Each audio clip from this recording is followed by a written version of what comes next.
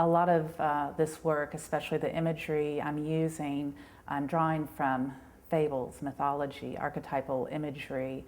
It's something that speaks to all of us on one level or another.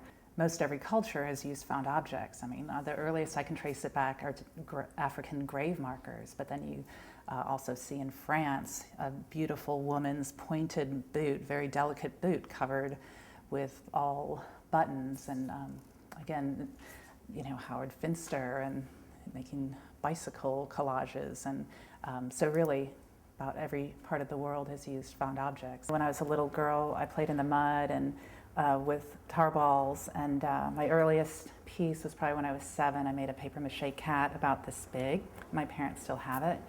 But when I found clay, I just never put it back down again. And I've always had animals in the work, and early on they were just like the knob of a teapot, or when I lived in Colorado they were buffaloes, and in Tennessee they were cows, and there's always been dogs, of course, dog imagery.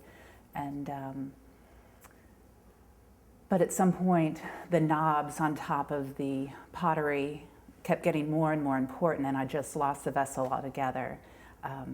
And that's kind of where it really started. The earliest pieces, I really wanted the objects to follow the line, and I didn't want it to bump out, so I collected really flat things.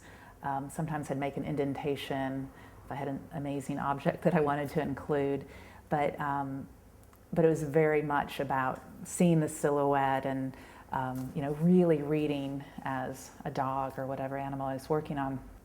At some point, I decided to venture out, and I would use you know, a ceramic figurine to come off the back, or you know, play with that. And then at some point, they were just popping out all over, and I found that I didn't lose the form. I mean, I think that was a fear originally, and why I wanted it to follow so closely, you know, the original image that I built.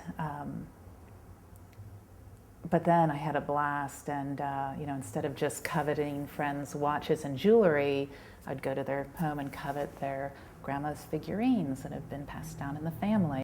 And I'm thoughtful about the pieces I use, whether it's a dog tag that a dog wore for 14 years. I guess the rabies tags, they change out, but you know, it's often, you know, something, if they're lost, that their name is on it and the human's name is on there, and you know, all those watches, someone wore those. And I've really had a blast with the rabbits.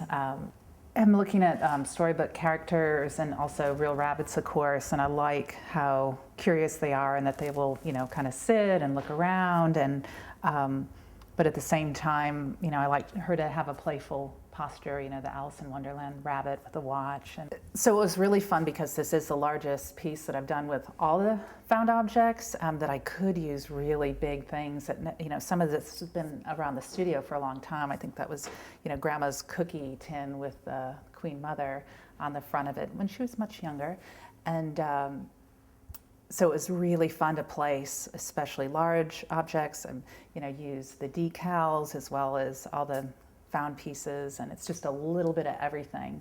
I think I said except for the kitchen sink. It may seem like an abrupt transition from this to the wall pieces, but for several years, and not so much before that, except for the paintings I was forced to do in undergraduate school, I've never made two-dimensional art. And I guess my two-dimensional art is a little bit three-dimensional. But again, I'm collecting images like I've collected objects, and I'm just fascinated with the power of them, and the beauty. And there's a gorgeous Adam and Eve picture behind my favorite storybook character there, the wolf, that was inspiration for the title of the show. Really, this one storybook that was my grandma's when she was a little girl, and she just passed at 98, still with her wits about her, awesome. And so I have her old storybooks, and there's one of a wolf that's similar to the watch wolf, and you know, the pose, and I think it's guilty conscience is on that page, and the wolf so doesn't have a guilty conscience, you know.